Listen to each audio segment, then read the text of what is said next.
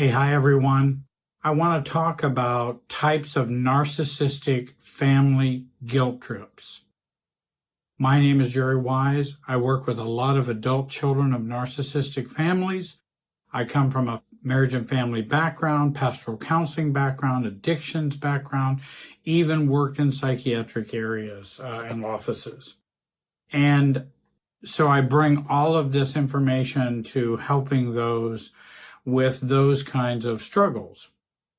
And these kind of struggles of guilt trips are very important because a lot of people come to me often and say, Jerry, help me with my guilt. I understand their crazy making or their guilt tripping, but I don't know what to do with my guilt. Well, the first thing is we want to identify the guilt tripping patterns. Number one, victim guilt trip. The narcissistic family member portrays themselves as the victim and blames you for their suffering. And they may say things like, you always hurt me, I do so much for you, and now this is how you repay me. And then there's 1,000 other ways that it can be said. And I believe that's a very common one. The narcissist who wants to be and is in control of everything, wants to be seen as the victim. They are the ones being persecuted, and that you are the one who are setting up the circumstances for the victimization of them. Of course, that is a myth. It's not true. And so we want to first recognize victim guilt trip. In fact, you can even list all of these if you'd like. And then when you talk to your family or your family members, just check the one that they're using. And then you can go research and work on how can I counter that. And I've got lots of videos on countering those things. Number two, the comparison guilt trip. This involves comparing you unfavorably to someone else, often a sibling or another family member. They might say, why can't you be more like your sister? Why can't you be more like your brother? She's always so considerate. Or why can't you do what your sister does? She always comes and takes care of me and checks in on my needs or calls me often because obviously you don't call me enough. And again, the comparisons, being pretty enough, educated enough, successful enough, have as nice a skin as they have. There's 1,000 ways for us to be compared to someone else. And those comparison guilt trips have been foisted on us for many decades, and it triggers guilt in us, which then keeps the power of those guilt trips going. Because often we give away our power at that point when we have those comparison guilt trips. And that there may even be times where you have actually faltered or failed or maybe not done as much, and they will use that as a sign of, see how you're not as nice or as good or as holy or as helpful or supportive as someone else. And I have a right to be imperfect. I have a right to fail. I have a right to have faults. And that doesn't mean I'm less than someone else. Number three, conditional love guilt trips. And I've had even people say, what is unconditional love? And Jerry, help me with what is conditional love. The narcissist uses love and affection as a bargaining tool. They may say, if you really loved me, you would do this for me. I'll only love you if you meet my expectations or if you perform in a certain way. That's conditional love guilt trip. And those are very common tool or intervention or practice that narcissistic families use. If you don't do these things, then you must not love me. And I like to always separate those two things out. No, I don't want to do those things, and I do love you. And my underlying thought is, put that in your pipe and smoke it. I don't say that. I just go, wait a minute. I do love you, and I don't want to do those things. I do love you, but I don't want to bring back casserole for Christmas dinner this year because I've got 3 young children. I'm trying to deal with them, a husband who's had to do overtime, and I just don't have time to do that. And I still love the family, and I still love you. So I'm going to separate out those things with conditional guilt trips. Number 4, the martyr guilt trip. Many of you have experienced that, I'm quite sure. They exaggerate their sacrifices and hardships to make you feel guilty for not meeting their demands. For example, I've given up everything for you. I changed my whole life when you were born. And this is how you repay me? I remember one father in a situation who told his daughter, and I paid for your college. And now you're not going to do this? When actually they again edit things, and narcissistic families edit out things, rewrite history, overemphasize the amount of help that they gave. Her education cost, I don't know how many tens upon tens of thousands of dollars, maybe even $150,000. And dad contributed $5,000. And he says, I paid for her education. And that exaggeration is very common for martyr guilt trips. They will exaggerate the amount of what they have given and how they have sacrificed for you. And of course, he gave $5,000. Now, he gave $5,000. I think that should be appreciated. Nothing wrong with saying, well, thank you so much for contributing your $5,000. I appreciate that. But Dad, my education cost me $145,000.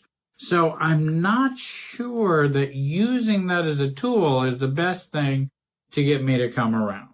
I'm not going to feel that guilt. I'm not going to choose that guilt because you have sacrificed everything.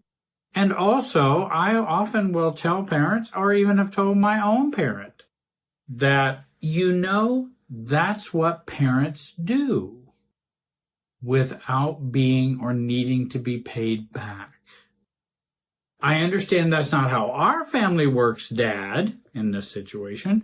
But I think parents do that because they have a child. Well, I bought you your first car. Well, often kids can't afford to buy a first car.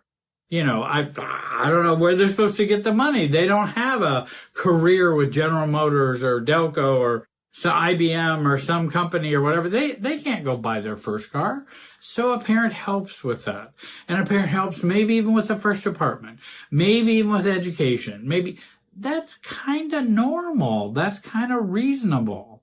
What's unreasonable is now you owe me. That's the unreasonable part. Number 5, the silent treatment guilt trip. This involves giving you the silent treatment or withdrawing affection to make you feel guilty. They want you to chase after their approval and their attention. And that's what silent treatment is about. Well, then I just won't talk to them and, they'll see how important or how much they need me. And they're hoping you will dive into the pool of guilt, and then you'll come back on hands and knees begging for, I'm so sorry. I know I shouldn't have done that. I recently had a woman who had been helping with her father's care, and he had been sexually abusive to her growing up. And this was in Massachusetts, and she was one of many siblings, and the other siblings weren't helping their father, who was having struggles with his own severe health issues and probably was close to death. And again, the issue of, I'll just keep things quiet until you come around and realize that you need my love and approval. And I always tend to want to, when someone is saying and making the point that I need their love and approval, I always tend to want to go, well, then maybe that's something I should not be pursuing. Because if you're going to make me hustle for it or chase it, then it's not real love or real or genuine approval. Number 6, shaming guilt trip. This is a very common one. I hear this one every day, all day, so many times. Narcissistic parents will use shaming tactics to make you feel inadequate or flawed. And they might say, "You're just such a disappointment. I can't believe you did that. I don't know why, Jerry, you won't come and visit me more often at the nursing home, when I have assessed a parent or a relative is just fine in the nursing home. They're doing well. They're just suffering from their own health limitations. But it doesn't mean I can stop my work and my full-time job to help me and them, with the financial resources. I can't stop all that and go visit them every day at the nursing home so they have someone to talk to.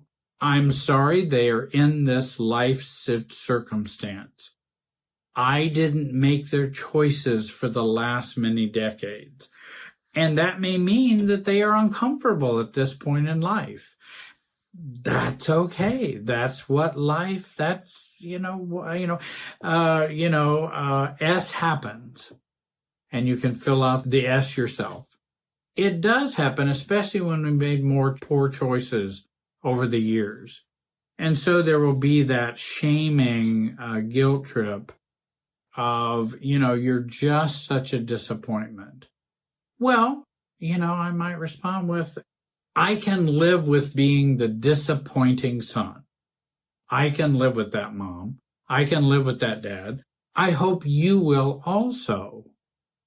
Just because I'm disappointing doesn't mean I don't care.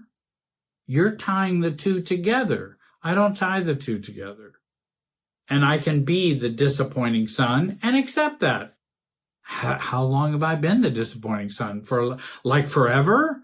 Well, I can deal with that. I've come to accept that.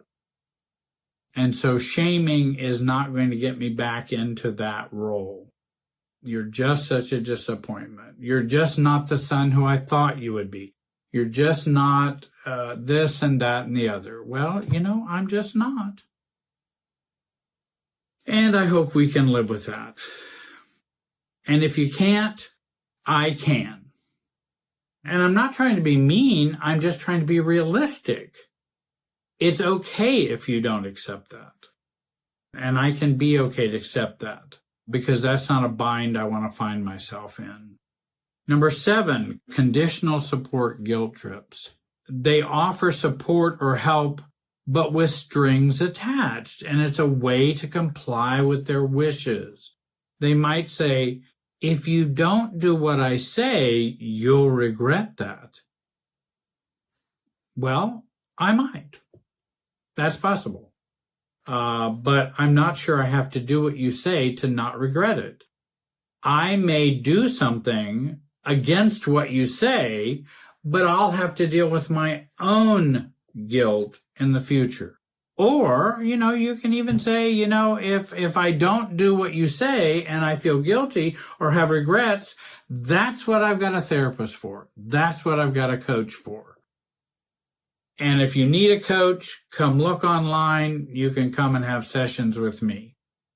Also, I might share that I have an online program because we really want to change this stubborn guilt that we have.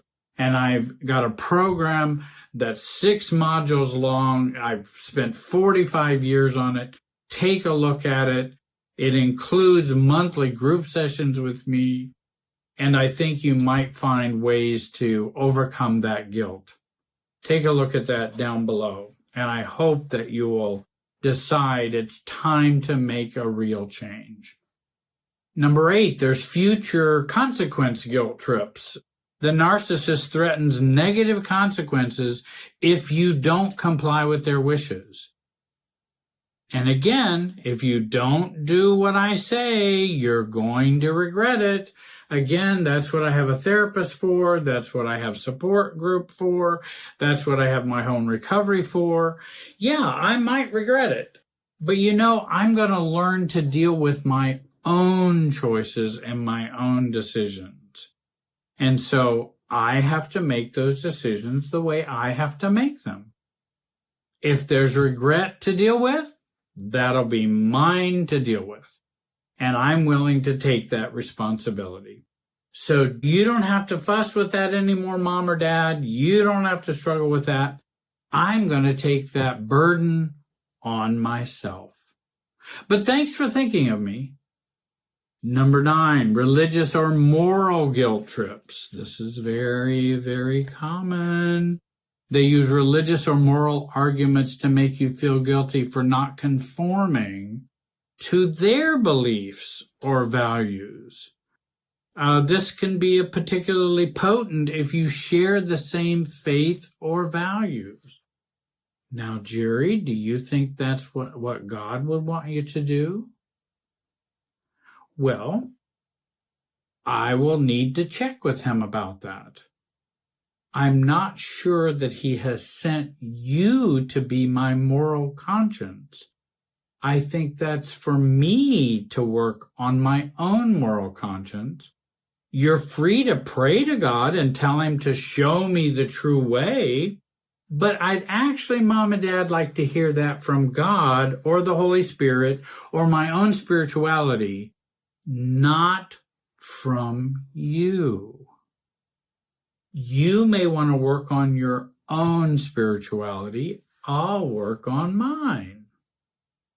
And there are many other ways to deal with those. Check out the online program, which is Your New Road to Self. You'll never regret investing in that. Number 10, gaslighting guilt trips. We all have come to learn, or if you've not, you will. Gaslighting is a part of narcissism.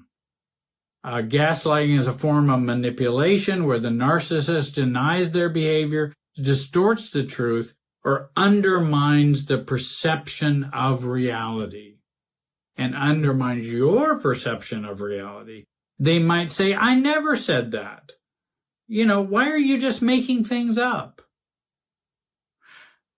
Well, if you want to believe you never said it, that's okay. If you need to believe I'm making things up about you, you have that right to do it. But I'm going to stand firm in my reality because I know that's not what I saw, it's not what I heard, it's not what I experienced. Gaslighting guilt trips. Work on those things, I think, and there's some excellent books on gaslighting, which I also share so often, and I would recommend you take a look at those. I want to thank you for watching today. I hope you have a great day, and be wise.